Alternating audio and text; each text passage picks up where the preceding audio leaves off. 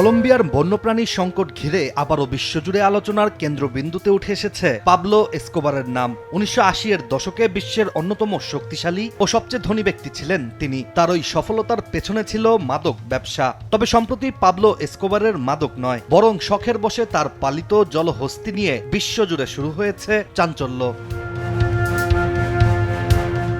Cocaine hippo নামে পরিচিত অস্বাভাবিক প্রজাতির এই জলহস্তিগুলোকে ১৯৮০-এর দশকে নিজের ব্যক্তিগত চিড়িয়াখানায় এনেছিলেন পাবলো এসকোবার। তবে ওই সময় আনা কয়েকটি হিপোপটামাসের সংখ্যা এখন বেড়ে দাঁড়িয়েছে আনুমানিক ১৬০টিতে, যা কলম্বিয়ার পরিবেশ ব্যবস্থার জন্য বড় হুমকি হয়ে দাঁড়িয়েছে।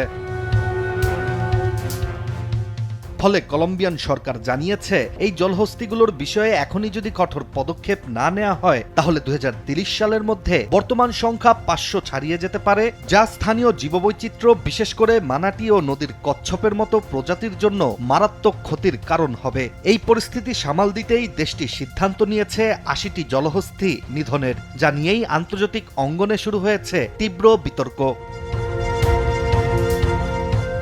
এদিকে কোকেন হিপো নিয়ে কলম্বিয়ায় চলমান পরিস্থিতির মাঝেই সামনে উঠে এসেছে ভারতের ধনকুবের মুকেশ আম্বানির ছেলে আনন্ত আম্বানির একটি প্রস্তাব, যা পরিস্থিতিকে নতুন মোড় দিয়েছে।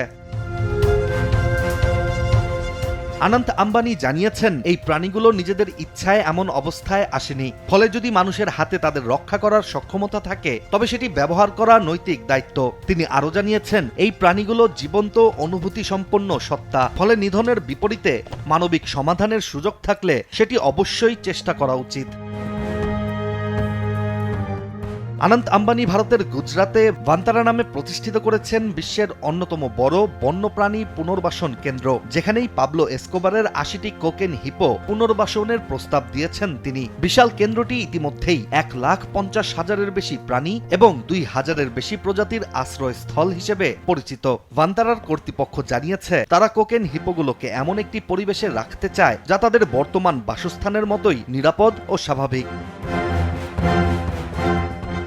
আম্বানির প্রস্তাব অনুযায়ী কলম্বিয়ার বিখ্যাত হেসিয়েন্ডা নেপলস এলাকা থেকে এই প্রাণীগুলোকে স্থানান্তর করে ভারতে আনা হবে। তবে এটি কঠোর আন্তর্জাতিক অনুমতি, বায়োসিকিউরিটি এবং লজিস্টিক প্রক্রিয়া অনুসরণ করেই করা হবে।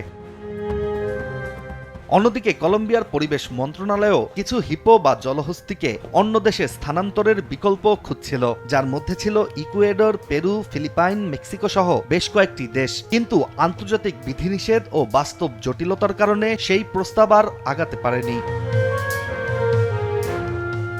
এখন প্রশ্ন উঠছে, সত্যিই কি এই বিশালাকৃতির প্রাণীদের এক মহাদেশ থেকে আরেক মহাদেশে স্থানান্তর করা সম্ভব, নাকি এটি শুধুই মানবিক আবেগের একটি উচ্চাকাঙ্ক্ষী প্রস্তাব? এছাড়া বন্যপ্রাণী নিয়ন্ত্রণে হত্যার পথ নাকি স্থানান্তর ও সংরক্ষণের বিকল্প বেছে নেবে কলম্বিয়ান সরকার? এই বিতর্ক দিন দিন তীব্র হচ্ছে। ফলে পাবলো এসকোবারের জনপ্রিয় কোকেন হিপোগুলোর ভবিষ্যৎ এখন সম্পূর্ণ নির্ভর করছে কলম্বিয়ার সরকারের উপর। ইশতিয়াক হোসেন, দেশ টিভি।